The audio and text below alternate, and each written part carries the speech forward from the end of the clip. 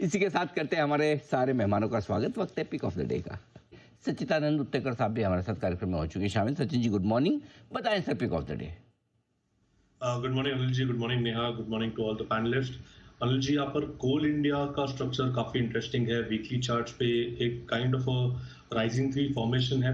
इसका weekly RSI 50 levels को cross करने की तैयारी में है एंड जिस तरीके से ओवरऑल डेटा है तो मुझे लग रहा है 410 तक की एक इनिशियल मूव यहाँ पर अनलॉक होनी चाहिए। तो यहाँ पर कोल इंडिया में खरीदारी करने की सलाह होगी। स्टॉप लॉस आपको लगभग अराउंड 395 पे लगाना है ऑन क्लोजिंग बेसिस एंड हो सकता है कि 1 से 2 दिनों में ही 410 के आसपास का स्विंग नजर आए। ओके, सचिन जी को पसंद है कोल इंडिया, ये है आपकी लिस्टों का। आज क्या बात है, पीएसयू स्टॉक्स में एक्शन आ रहा है, भेल और कोल इंडिया, वेरी गुड, नाइस। आइए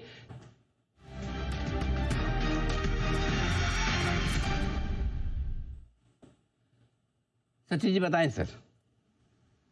अनिल जी, जिस तरीके से मार्केट ओपनिंग हुई है मुझे लग रहा है यहाँ पर आईटी पे थोड़ा सा दबाव है एंड वहां पर मुझे लग रहा है एम्फोसिस ने एक ब्रेकडाउन दिया हुआ है।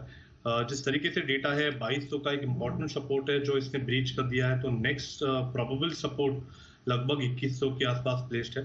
एक ओपन आई भी इसने एग्जिबिट किया है, तो 2240 के स्टॉप लॉस के साथ तो मुझे लग रहा है फ्रेश शॉर्ट्स ऐड करने हैं एम्फोसिस के फ्यूचर्स में 2100 के टारगेट के लिए।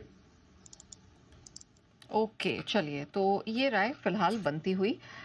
एम्फेसिस, इस पे ध्यान रखिएगा, इन्फोसिस नहीं था। और यहाँ पर एक बार स्टॉप लॉस रिपीट कर देंगे सचिन जी? 2240 का टारगेट होगा 2100। ओके वेरी वेल, चलिए तो एम्फेसिस का फ्यूचर्स यहाँ पर सेल करके चलिए। अभी 2195 के पास है, 2100 तक का डाउनसाइड यहाँ बनता दिख रहा है। जरा बताइए सचिन जी, क्या करना है मुथूट फाइनेंस में?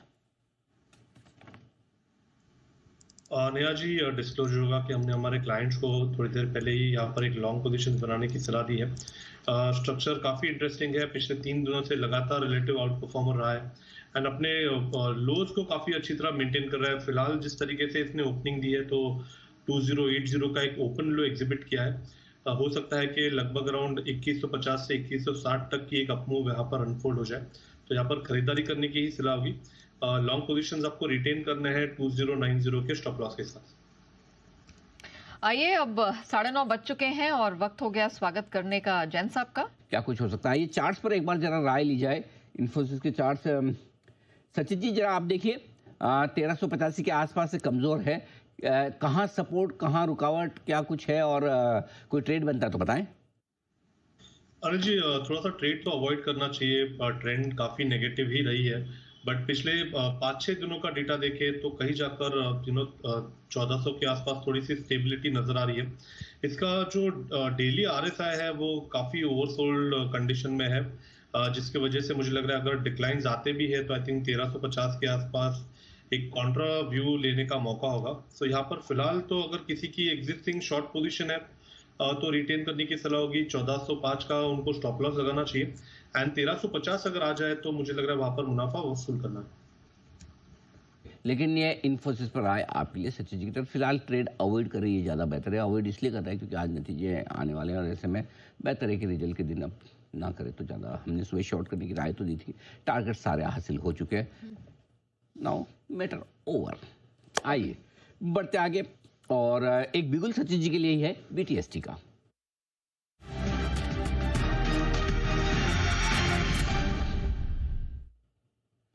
सचिन जी बताएं सर।